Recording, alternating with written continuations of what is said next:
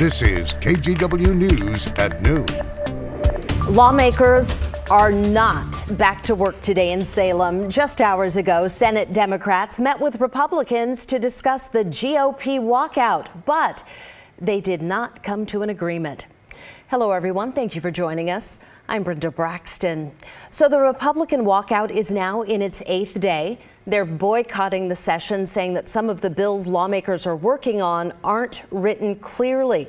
They say that's a violation of Senate rules and Oregon's Constitution.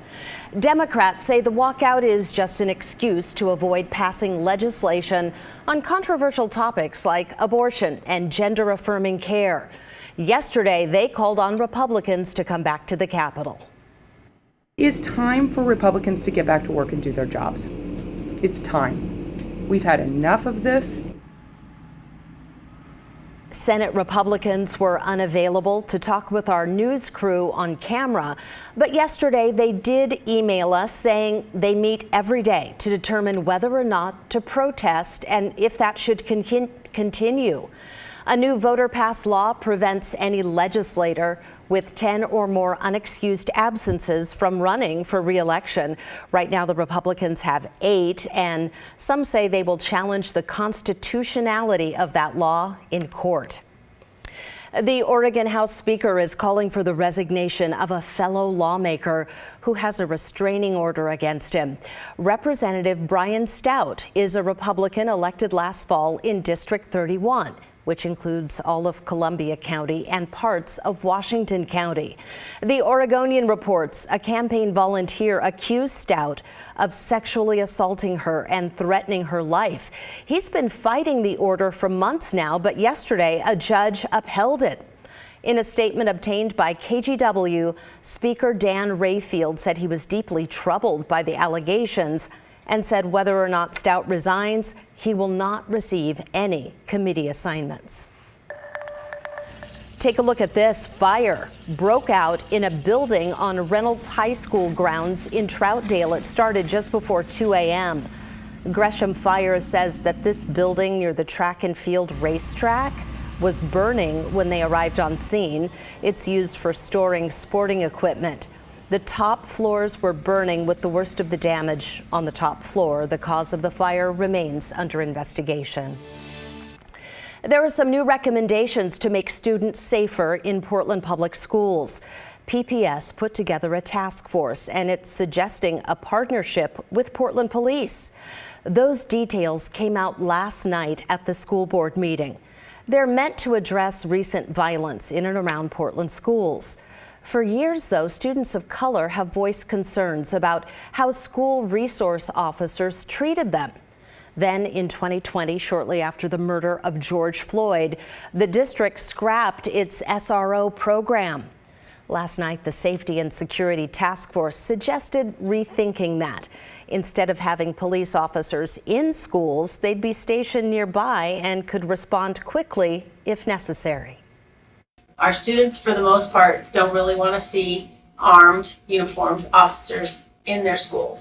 But they do want to know that they've got their back somehow.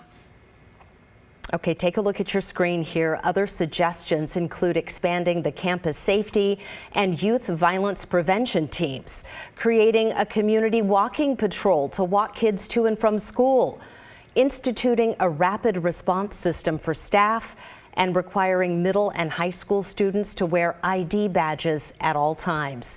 Now, the school board did have a lot of questions about how all of this would work. They hope to get a pilot program up and running this fall. Well, speaking of schools, this is a big day for iTech Preparatory in Vancouver. Students are launching a weather balloon, and look who's out there checking it out. Rod Hill is joining us live with more on the mission. So Rod, tell us what's going on.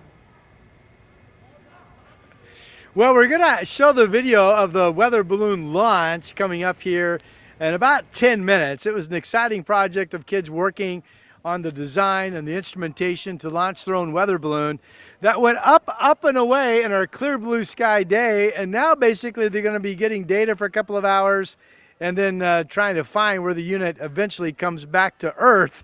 through GPS tracking. So that's why we're out here in Vancouver at iTech Preparatory. Pretty exciting moment for the kids or students involved. Right now, let's get you caught up on the remainder of this afternoon. It is gorgeous outside. Clear skies showing up on most of our cameras as you look at the current temperature out of PDX of 63 degrees. I will tell you, I can see towering cumulus clouds from my vantage point building over the Cascades.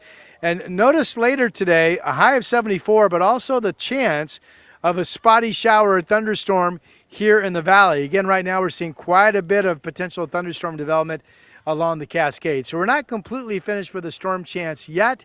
We'll have your complete 7-day forecast coming up, which does include that heat wave. Right now we're live at iTech Preparatory up in Vancouver. We've launched a balloon and we're going to tell you all about it in just a bit. Brenda? Love it. Thank you, Rod. Looks great out there.